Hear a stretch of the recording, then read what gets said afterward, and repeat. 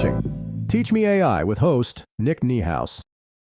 Welcome to Teach Me AI, the show where my friends show me how to use their favorite AI tools and you get to learn along with me. I'm your host, Nick Niehaus, and I'm really excited today to share my conversation with Jonathan Mast, one of the absolute best educators in the entire world when it comes to AI. And if you don't believe that, you're going to believe me here in the next 40 minutes or so. Jonathan's going to be showing us some really cool stuff where you're going to be able to generate AI images of yourself that look pretty much real and that you can use in all kinds of different really beneficial use cases. So I'm excited to share this with you. Stick around as we talk to Jonathan Mast. Well, welcome, Jonathan. Thanks so much for joining me today. Happy to be here. Excited to share some interesting image tips. You know, I love AI imagery, so I'm excited to go through that. Yeah, no, I'm looking forward to this because I think this is going to be very applicable for me and a lot of the viewers here. So if I'm not mistaken, you're going to show us how to use AI to generate images, but this isn't just the generic, like, hey, make an image of something for social media. Like, these are, it's going to look like me, right? Like, that's kind of what we're going for. Exactly. We can put ourselves into all these scenarios and it's going to look pretty much real, if I'm not mistaken. Does that sound right? Well, a number of them will, and we'll show some and do a couple samples. You know, in this case, I've already trained it on me, so they'll look more like me than like you. But we're going to walk through the process on how to do that. And, you know, for businesses nowadays, Nick, I think that's a big deal because there's so many opportunities for us when a photo of us probably would play better with the audience. I mean, simple thing. I've got a number of friends that are in the Facebook advertising space, and they all tell me without fail that the best images to use on an ad aren't professional images, aren't the image of the product, but it's an image of you that somebody would expect to see in your feed. And when they see that, that has the best thing. You know, just the other day, I had to promote an event that I'm going to, and it's at a university. And so I don't have any pictures of me at a university, so I created some. And what do you know? That worked just fine. And, you know, we'll show everybody today how to do that, how to set it up. There's a specific service and a process that I recommend, and we'll make it super simple. I love it. Yeah. Simple is always the key word. I love hearing that. So I'm excited. I want to see how this works because I'm already thinking of like 30 different use cases for, oh my God, I know exactly what you mean, and sort of needing a certain image and not having it. So I'll let you take it from there. Show me what you got. All right. Well, what we're going to do, we're going to use a service called Flux, Flux. Okay. And the first thing I need to do is I need to show everybody how to get access to it, because unlike so many other applications out there, you can't just go to flux.com and access it. Now, you could, but you're going to get it through a provider. So Flux is actually put out by a company called Black Forest Labs. And I've got their website up. You can take a look at it. It's blackforestlabs.ai. You want to make sure you go there to start. You don't want to Google it because, see, Black Forest Lab lets you download the Flux model and run it locally. And what some people do, and this is perfectly legal, they download it and then they, of course, advertise it. You can get access to Flux on their servers. The problem is you don't always get the full-fledged version. So what we're going to do is we're going to start at Black Forest Labs. We're going to pick one of their authorized, so to speak, providers, and then I'm going to show you how we get in, how we train the model, and then we'll create some images, and you can see that not all, but many of them will turn out looking at least a lot like me, or at least enough like me. So that's awesome. Let's dive in. You got to get some goofy ones, right? It's more fun when you get some weird ones. You will, absolutely. This is AI. You know, I've had some with 7 fingers and weird things like that, so it definitely happens. So anyway, I'm at blackforestlabs.ai. It's really simple, really easy. There's lots of different ways you can use it, but what we're going to do is we're going to go in and we're going to take a look here at Flux Ultra Pro here. If it's changed since we've recorded this, if it's changed since you've done it, it may be a different model. We might be at 1.2, 1.3, all we know, 2.0, whatever. But that's where you want to go. And then we want to go ahead and we want to click on Get Flux. And what's going to happen when you click on that, you're going to see a page similar to this. We're going to pick one of the services. You can see they've got 4 services that they recommend here. And I can highlight over those and see this is one called Free Pick. This is one called Together.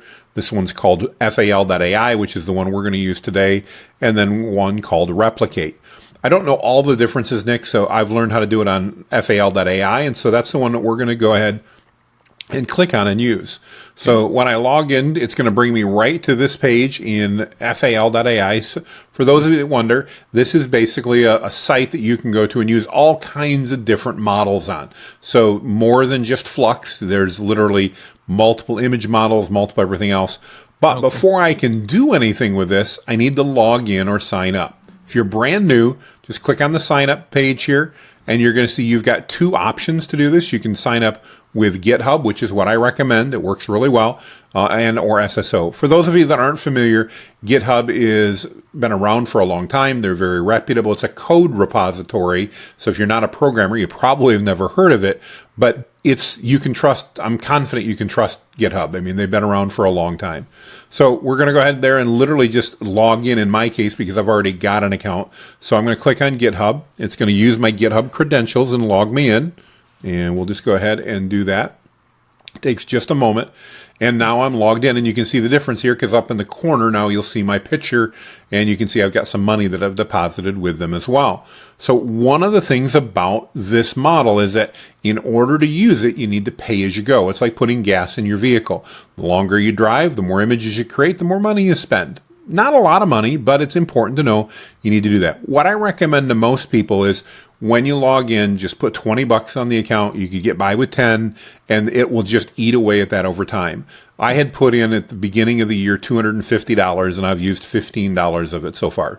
We're in March. So it lasts quite a while. I mean, you can definitely now, certain things like video will eat up more, but if you're doing images, average cost per video is probably about 2 to 4 cents. So they're not real, or per image, I should say. So not really expensive. Yeah. Now, one of the things that gets confusing, when you log in, you're very likely going to see a screen that looks more like this. And notice FAL is not necessarily the most user-friendly site that you come to and go, oh, wow, this makes perfect sense. It's showing you a ton of different models. And don't worry about all the models. You don't need to learn. All you want to know is that you want to go to Flux. And we want to use what's called a trained LoRa, and that's LORA. And so what we're going to do instead, we're just going to click on the Explore button. And again, you're going to see lots of stuff. We're going to go down here on the search models. We're going to click on text to image. Find it. There we go. Now it's only going to show the text to image models. Before you start clicking around though, notice I can connect to different models here. Many of you have heard of things like ideogram and all that. We don't want to click on the first Flux one we see, because that's not going to allow us to create images like ourselves. You can create images, but not ones of ourselves. So we're literally going to go up here and we're going to type in LORA.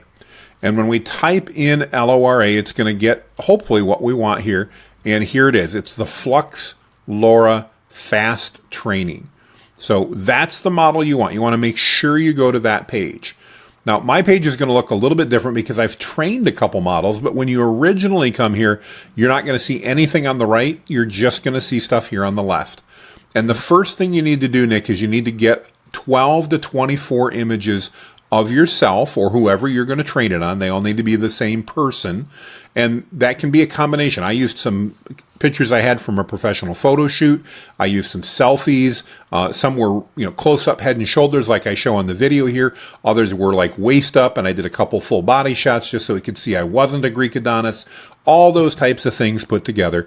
But I did make sure in all of them that the lighting was good on my face, because I wanted to make sure it was going to pick up my face. And what it really does, if you can imagine, I'll take my hat off here for a moment. If you could draw an oval around my beard and my hair and my face, that's really the part that it's really learning more than anything else. In my case, I wear glasses, and part of that training is actually on my glasses. So it will actually recreate glasses that look like me. Now, I wear hats a lot, but I didn't upload pictures with hats because I wanted the opportunity to create images without hats, and it's easier to tell it to add a hat than it is to remove it, because it doesn't necessarily then know what's underneath the hat. So just a FYI. If you've got glasses and you wear glasses, I recommend you keep them on. If you don't have glasses, obviously not a big deal. And if you wear them sometimes, I would incorporate some photos with glasses and some without. So that way you're doing. And again, you want to train it on probably 12 to 24 images. Those images should be as high res as you can get. And then what you're going to do is you're literally going to come in here where it says add images, and we're going to go ahead and add those images up. Super simple. We're going to do that. We could also, and I'll just really quickly here, I'll go grab a couple just to show you what this could look like. And let's see here. We'll just grab a couple of images. And I picked a bunch of them just like that. Boom. You can see it's going to upload those images. And I'm not going to train the model right now because it takes about 15 minutes to train a model. But you're going to upload those images. These, by the way, just for reference, every one of these you see here was actually created by Flux. So these are all AI images. None of these are actually me. Oh, really? So it gives you just a little perspective. And when I do that, I'm going to assign a trigger word. The trigger word's really important because this is the word, when combined with your trained LoRa or LORA, that's going to tell Flux what you use. In other words, how to create. Make sure we put you in the picture. And when I did mine, I just did my name, Jonathan J. Mast. Simple as that. And it doesn't have to be entirely unique in the ecosystem because it's tied to your trained LoRa. So super simple. Then we have a couple of additional options. I'm going to click more to expand this and leave all the defaults in place. The only difference is on here, they change this number occasionally. I go between 1,000 and 2,000. You don't have to go a lot more than that. Somewhere close. 1971 is going to be just fine. No problem. And that's all I need to do. Now, if I were training on a style instead of on a picture, I would turn on this button here, style, but I'm not doing that. And I'll show you one of those in a moment.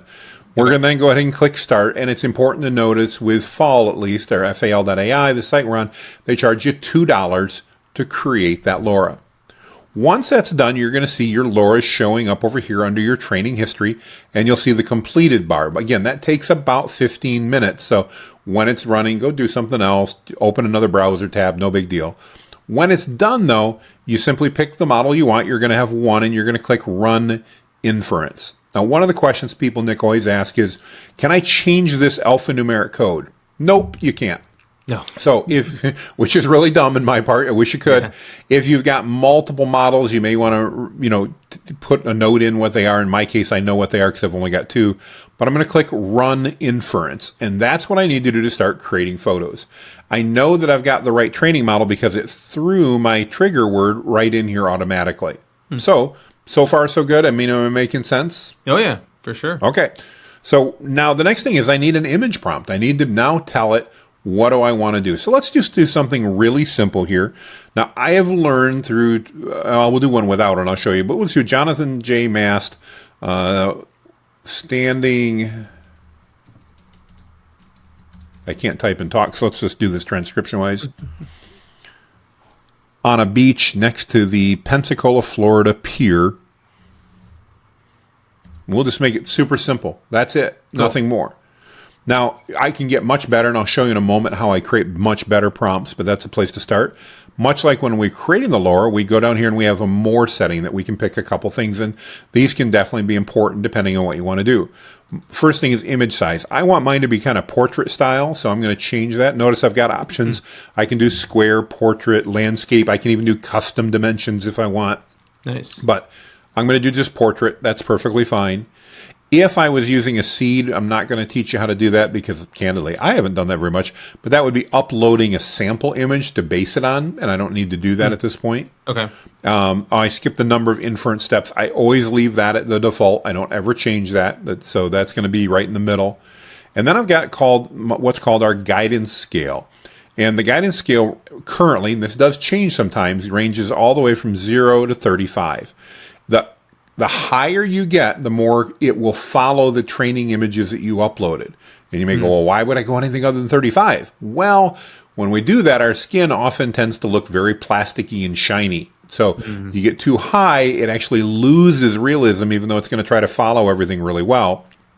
If I go really low, it's going to use my image as an example, but it's going to get very creative. And so the images are less likely to look like me.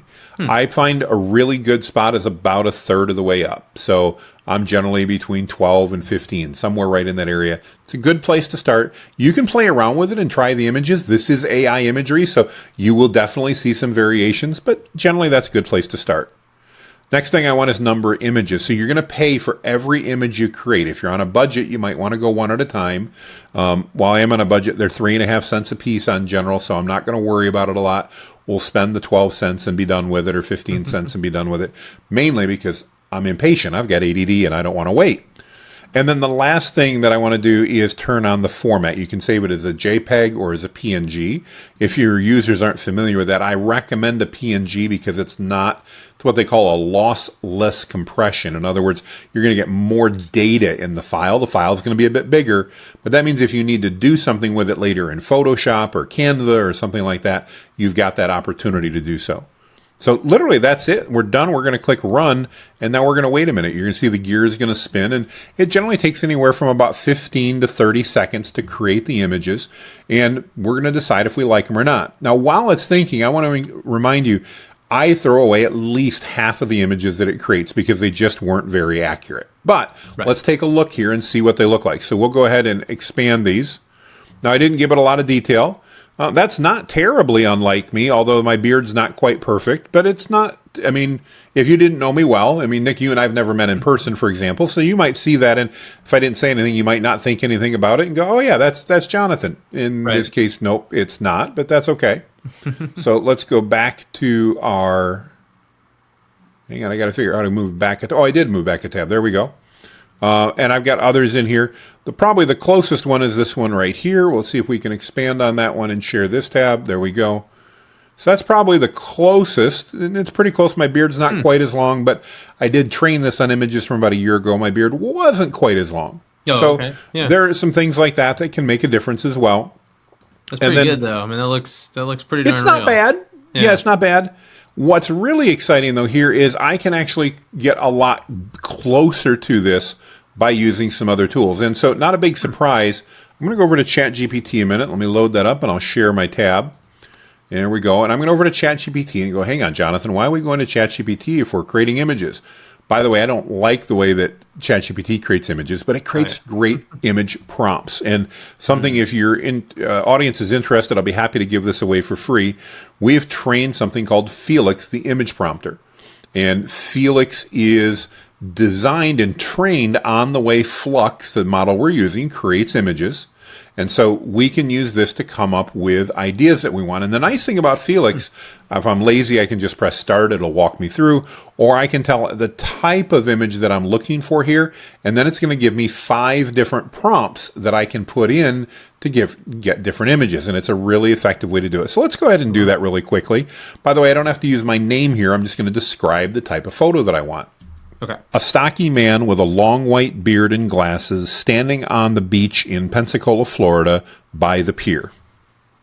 There we go. So that's my concept. That's what I want. I could get a lot more detail. In fact, we'll add a little bit more detail here just for perspective. Wearing a monochromatic Hawaiian shirt, jeans, barefoot, and I can't think of an and, so we'll delete the and part. There we go. And we'll run with that. And there we go. And now it's going to create for us 5 prompts. And we'll just literally copy these over, and I'll show you how these work. So we're going to grab that. I'm going to go back over into Flux now. We're going to go back, and I'm going to paste that in. Now, before I go run, though, I have to make sure that my trigger word is in the prompt, because if I don't put my trigger word, actually, let's run it once without. I'll show you. If we run it without, just because it's trained on the model, it's not going to look like me necessarily. I mean, it's a possibility, it might, but probably not at all. So we'll run this real quick. Then I'll go back and we'll add my trigger word in, and you'll see that'll make all the difference in that. So we're going to in this case, it did look a little like me, which is unusual. Thankfully, hopefully not a lot like me in a couple of those, but not too far off. Let's go ahead and add that. So a stocky man in this, we're just going to put here, we'll put in my trigger word, Jonathan J. Mast. So that's my trigger word. I'm going to replace a stocky man. And now let's run that exact same thing again. I am not a Greek Adonis, but I don't think my belly is quite as big as those were. So that's where we're at. And again, by putting your trigger word in, you're going to center the model back on that training data, and that's the important part. Okay. And there we go. So I still got one where I'm looking pregnant, so we'll not use that one. We got one with an interesting bird in, but let's go ahead and expand this one and take a look. So we'll share this tab.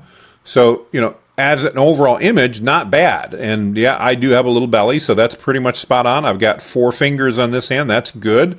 The only thing I don't like about this one is the weird seagull. But here's the good news. I can go into Canva or Photoshop and I can remove that in literally seconds. So not bad. I mean, that's an image I could use.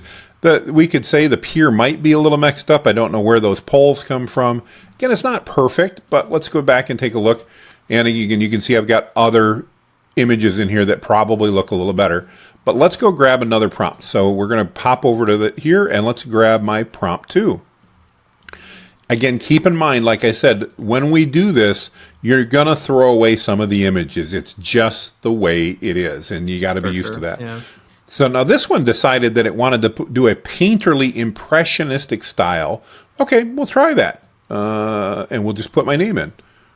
Of Jonathan J. Mast. And by the way, you can use Jonathan J. Mast in yours and it won't look like me because it's not on that trained LoRa. You need the LoRa and the keyword. So if people are like, I don't want to use my name, somebody could do one. No, it's got to have both the LoRa and that model.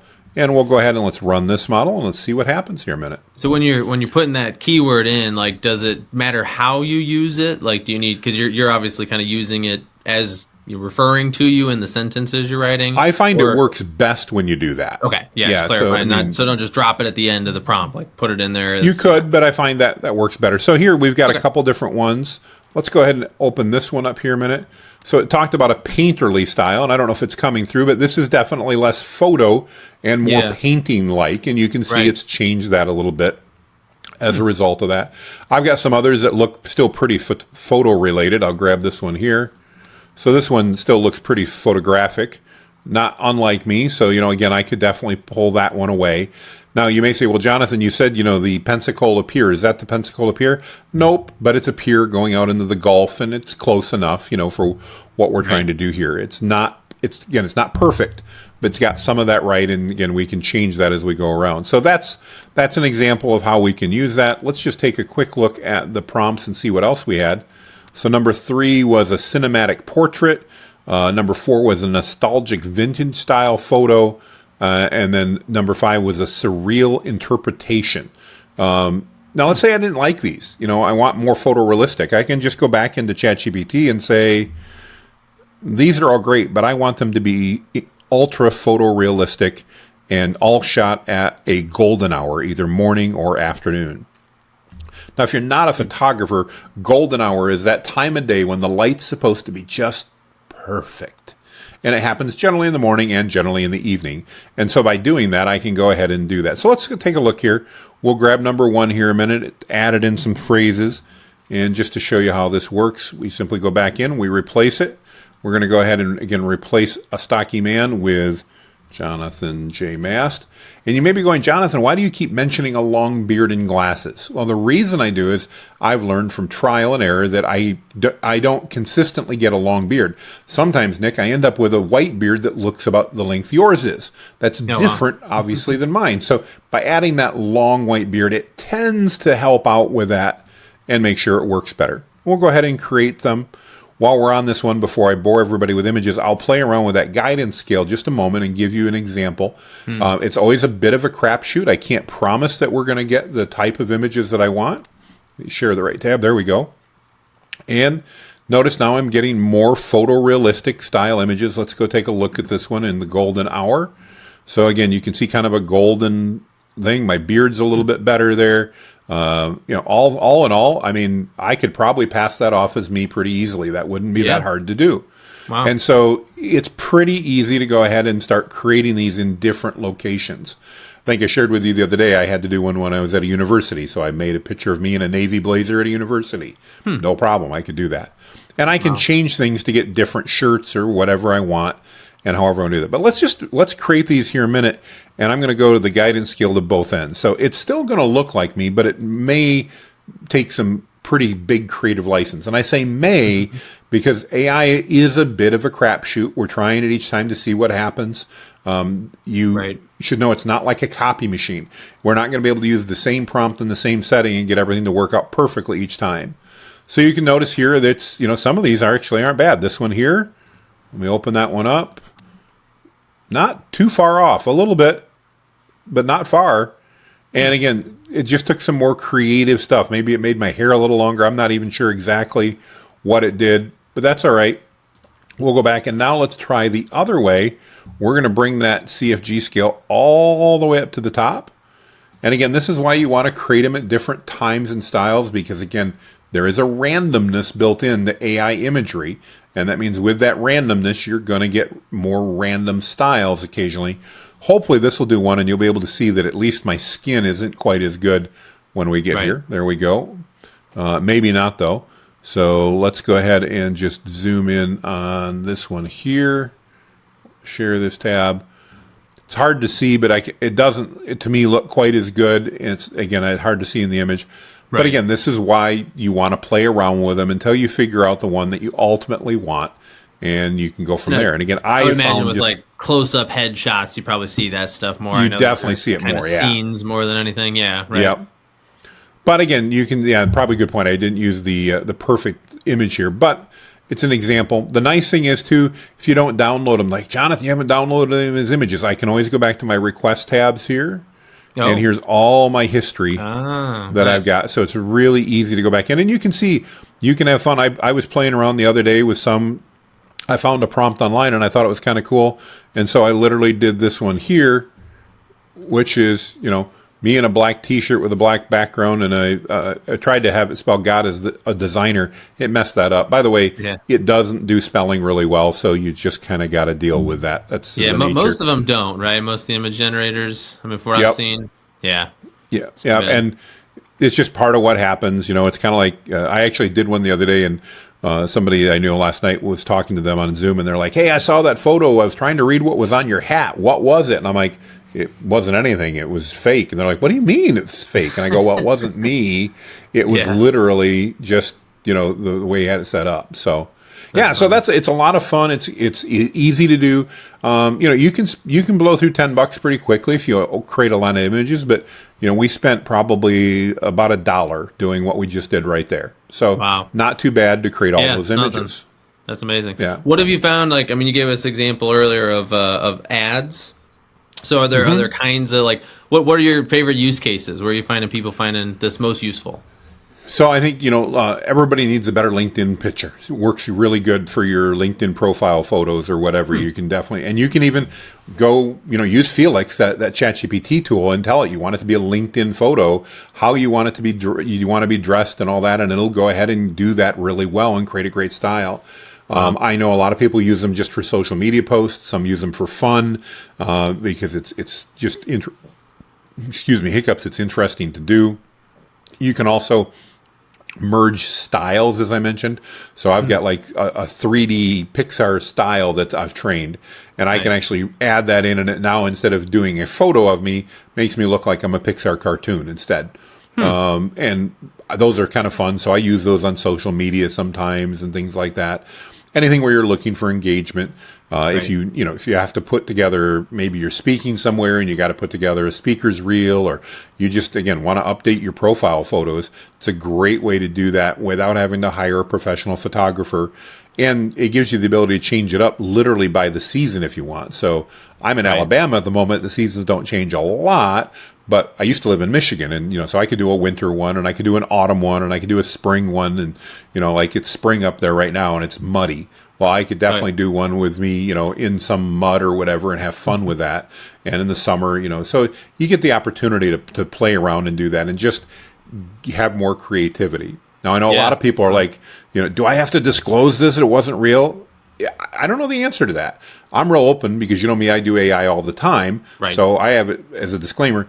My theory is this. If it's clearly depicting something that's not true, it's probably a good idea that you disclose that that's just an AI image. Right. One of the neatest things I've seen for it, though, is I actually have one of my students, she works with people to create vision boards. And if you're familiar with vision boards, you go out to a magazine or you find an image and go, I want to go to Paris, so I'm going to find a picture of the Eiffel Tower. Right. Well, imagine instead, if your goal is to go to Paris, that you use AI to create a picture of you standing in front of the Eiffel Tower. That's a much more powerful image in that type of a scenario. And Lindsay does a great job of that and pulls people in to help them do that with AI. And it's been fun to watch because it does make those vision boards really kind of come to life when you see a picture of you next to the sports car you want, or the truck you want, or in front of the house you want, or in the location you want to visit. I bet. Yeah, that's cool.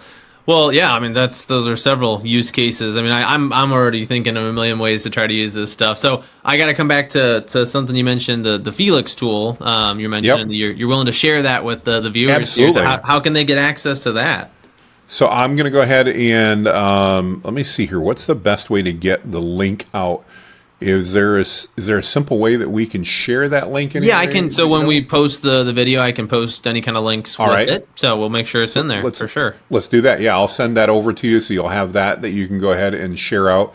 But yeah, it's totally free as long as you have a free ChatGPT or paid. It works on paid, but even a free one, you can load it up and it'll run. And again, just type in the concept you're looking for, and then reminder to everybody: you're gonna throw away a lot of the photos. It's okay. Don't worry about it. Just accept it and know that, okay, maybe that didn't really cost me 4 cents a piece because I had to get 4 of them to get the image I wanted. Still cost you 15 to 16 cents. Not all bad, all things considered. Oh yeah, no, I think that's pretty dang affordable, to be honest. I've always especially if you priced out a photo shoot recently, you know. Well, right, yeah, exactly. No travel. I mean, we can do it right here from my desk. I'm in Alabama, but I'm 10 miles from the beach, and so just that fast I can be there. And you can literally put that anywhere in the world. Yeah, that's amazing. So let me ask that. I mean, because you talked about the reference pictures you're uploading. Do you think it's helpful to have like really crystal clear headshots that were done professionally, or is it adequate to sort of just have a bunch of selfies you put in there? I found the selfies worked just fine in my case. Again, make sure your face is visible. If you've got facial hair like you and I do, it's always a good idea to have that somewhat consistent and all that. It's, as you probably noticed on the body, I mean, sometimes it made me look thin, sometimes it made me look pregnant. You're going to get some back and forth in that, and you'll just have to play around until you get the ones you want. I'll warn you, AI has been trained on a lot of imagery, and if you're a woman, it's likely going to make you look a little busty. It's just the nature of how it does that. You can get around it by specifying what you want the photo to look like. So the more details I give it, the better it can be. And you can use that even in Felix to define a lot of those details. So, I often, for example, will put things like stocky, because I'm not a Greek Adonis. And, I want to make sure it doesn't put me looking like I'm 200 pounds, because I don't remember the last time I weighed 200 pounds. So, there are things like that. You want to try to keep them accurate if you can. But, the nice thing is now I don't have to use that college photo and I'm going to pick on realtors for a moment. We all know the realtor that drives around with their college photo on the side of their car, and then they get out and you're like, you're 56 years old. That doesn't look like you. Yeah. Now we don't have to do that because it's the only photo we've got. We can create real images, or realistic images, I should say. I guess they're real images. They're real images. They're just generated by AI. Yeah, I mean, absolutely, right? I mean, digital camera, it's not it's not really you, right? It's a exactly. Digital representation of you, and this is just another way of creating it, right? Yeah, absolutely. Cool. Absolutely. Yeah. Well, this has been fascinating, Jonathan. Thanks so much for sharing that with us. I wanted to ask you before we wrap up too. I know just a few days ago, the big news has been this new Manus tool. So we were kind of talking about that before the show. And I know we're not quite ready to demo anything because it's still a little bit in the early phases. But you want to share some of your thoughts on kind of where that's at and where we're going with it? Absolutely. So if you're not familiar, Manus is a new, what they call agentic AI, or agent that runs. And for people going, okay, what's all this mean? What now? Don't worry about it. It's brand new. You don't have to become great at it. In fact, Nick, you and I were talking before. I've got access to it. And I think you said you just recently got access. A couple days ago, yeah. I can still only use it occasionally, and it's so popular it doesn't work particularly well. But the difference is this: if I'm using ChatGPT, I'm generally giving it a specific task, and I'm telling it typically how I want it to complete that. So do it in this format, do my research, do whatever. Agents are a little different. You give them an end goal, and then they literally logic their way through to figure out what to do. So I could start off instead, one of the samples I did is I took a course that I created, and I uploaded just the outline to see what it would do. And I said it was 11 modules, 4 lessons per module, so 44, plus an intro on each. So we do that total. It was 55 total, basically, scripts it needed to create. And I said, I want you to write a comprehensive, in full training text, so that it's basically everything that we need for this to be training based on the outline. That was my entire prompt. And it took it about an hour and a half, maybe 2 hours. It did take a while. And I got back 55 written, generally 5 to 8 pages each, sections for the lessons. And we're going through and proofing them now. We're through about a third of them. They're not bad. I mean, we need to make some tweaks to them here and there. But I tell you, a whole lot faster than writing them all from scratch.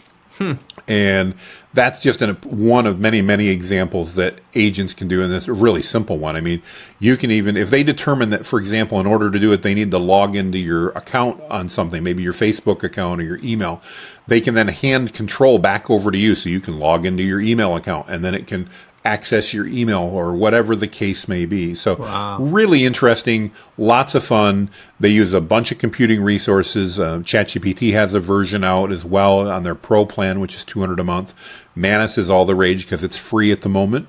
And people love that. But we're going to see a lot more of that happening in 2025. Yeah, no, that's the crazy part, right? It's just the beginning. Just barely scratching the surface.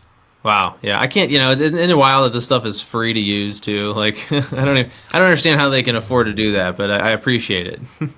Yeah, I figure that I think sometimes they're figuring out. It reminds me of the .com bubble. You're probably too young to remember that, but I remember that there were companies literally talking about how they were going to lose less money than the other people faster in order to win. And I'm like, if you're losing money on every sale, you can't win long term. And none of those companies, by the way, are around anymore. So that thought that way. So it certainly makes sense. But there's a lot of venture capital and a lot of that around. They want to get market share. They're trying to get eyeballs and all that. And I think Google actually demonstrated pretty well that I'm not sure that mind share matters, because in my opinion, editorial only, Google really didn't do much with AI for the last year and a half. They've been out and they've put out a bunch of products. They've had a lot of missteps. Things haven't been working real well. This is Google. I mean, they've got more money than anybody else. They should be able to figure this out. Right. Until about 3 weeks ago. They released their newest versions of everything about 3 weeks ago. And all of a sudden, Google went, in at least my mind, from "you've got to be kidding me" to "whoa, this is real." And their current stuff's really good. So I think the market's going to follow the best leaders. Not that having good name didn't hurt. Certainly a lot of people were watching, but Google had kind of tarnished its name in AI, as far as I'm concerned, for the last 2 years. And now and everybody's flocking over to use their tools because, wow, these are really cool. And everybody loves the really cool tools. Yeah. That's true. Yeah. I mean, it's the switching costs are still pretty low. I mean, obviously, if you have data you saved in a certain account or something, but for the most part, you can just switch it over to another AI and start talking to it and almost pick right where you left off. I've taken like screenshots of conversations from one AI and just shown it to the other and been like, all right, now you know what to do. Let's go. Yeah. I would imagine, it's whoever's got the best tool, best product, they're probably going to be hot for as long as they have the best tool or product, and then the next one comes along, and it's fascinating to watch. We're a little fickle, but you know what? Competition is great, because as the consumer, we're the ones that win. We get much better models. China just released another model about a couple months ago, and miraculously, within days of the Chinese model coming out with new features that ChatGPT didn't have, guess what? ChatGPT released those features, and that's where competition is great. We're going to see more and more of that. Yeah. Exciting stuff. Also sort of terrifying, right? I mean, we're talking about all these positive sort of, good ways to use this stuff. And I'm also thinking, oh crap, there's all these scary ways to use these things too, right? It's like anything. It's I mean, there's more than one person to tell you that the internet wouldn't exist if it wasn't for porn. I don't know if that's true or not, but the internet, the PC, AI, they're not, in my mind, they're not evil or good. Sure. They're just there. They're tools. And it depends on how we're going to use them. I believe it's my responsibility as somebody who's responsible to use them in good ways and demonstrate how they can do that, because in the long run, much like the internet, at least from my perspective, it runs on a lot more than just porn, and that's good. Yeah, for sure. For sure. Cool. Well, this has been great, Jonathan. I really appreciate you taking the time to share this with us today. And I think, a lot of folks watching this are going to want to know how they can continue to learn from you, continue to experience, what you have to share. You want to give us some ideas on the best way to get in touch with you or to follow you? Yeah, just remember my name. It's Jonathan Mast, M-A-S-T, and go to jonathanmast.com. And if you want a direct link, you can add / tree to the end of that. And I've got a bunch of free resources. You know, Nick, I've got a massive group that you're part of, 300 almost 60,000 people. Free resources, there's a couple paid resources, but yeah, just jonathanmast.com / tree. Awesome. Cool. Well, Jonathan, this has been very interesting. My mind's racing just thinking of ways to use this awesome. approach. I love it. Thank you so much for joining me, and thanks for sharing this with us today. Absolutely. Thanks for having me on, Nick. Of course. For those of you tuning in, this is the end of the episode for this week, but we will be back again next week with another episode of Teach Me AI. Until then, thanks so much for tuning in, and we'll see you on the next one. You're watching Teach Me AI with host Nick Niehaus.